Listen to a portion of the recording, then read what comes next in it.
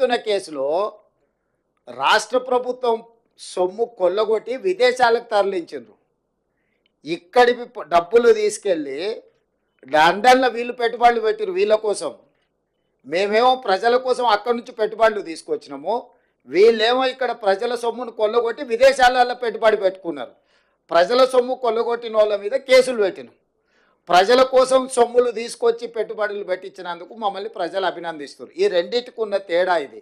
సరే, ఇక వెళ్ళి ఫిర్యాదు చేసిన ఆయన బానిస మనస్తత్వము, ఆలోచన విధానము, ఆయన ఏదో ఒక రోజు ఆ బానిస సంఖ్యలు తెంచుకోవాలని మేము కోరుకుంటున్నాం. ఎందుకంటే ఒక సంవత్సరంన్నర వెనక్కి వెళ్తే వారు ఏం మాట్లాడినరు, వారు ఈరోజు ఏం మాట్లాడుతున్నారు, వారు ఎవరి కోసం తాపత్రయపడుతున్నాడు, ఇవన్నీ మేము అందరం చూసినాం.